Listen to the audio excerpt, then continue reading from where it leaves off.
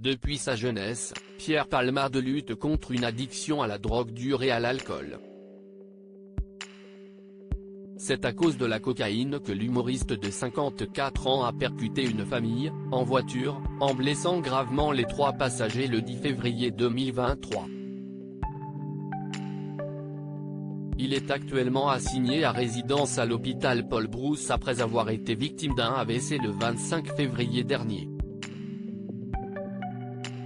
Sa toxicomanie a énormément fait souffrir ses proches, année après année, notamment parce que l'artiste a de nombreuses fois rechuté, malgré sa volonté de s'en sortir.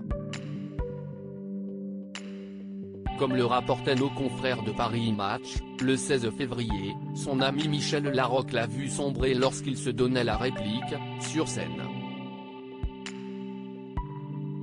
Pendant les représentations de leur pièce de théâtre Ils s'aiment, l'actrice de 62 ans a pu remarquer que Pierre Palmade n'était pas toujours sobre. Par le passé, elle s'était déjà exprimée sur le sujet, quand Pierre arrivait sur scène, je voyais très vite dans quel état il était. Je pleurais parfois avant que le rideau s'ouvre tellement je comprenais qu'il était ailleurs. Mais il disait que tout allait bien. Et Michel Larocque ne pouvait que constater que son ami se détruisait, en se rendant simplement compte qu'il pensait qu'il allait s'en sortir un jour. Dans l'émission C'est à vous, diffusée en mai 2019, l'humoriste se confiait sur la douleur que ressentait la comédienne à cause de son comportement, et de son addiction. Supérieur à Pierre Palmade, Muriel Robin, Michel Larocque, Véronique Sanson. Les femmes de sa vieille amitié difficile à vivre pour la comédienne Michel en avait marre que je joue dans un sale état.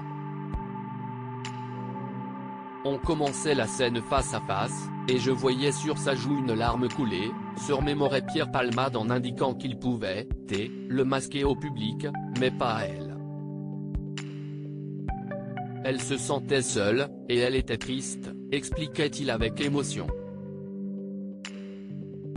Plus récemment, sur les ondes de France Bleu, le 9 mai 2022, Michel Larocque révélait que ce n'est pas facile d'être ami avec quelqu'un qui a de lourds bagages, qui se fait du mal. Lorsqu'on aime quelqu'un, on n'aime pas le voir se faire du mal, ajoutait-elle, sincère. Article écrit avec la collaboration de 6 Médias Crédit Photo, agence.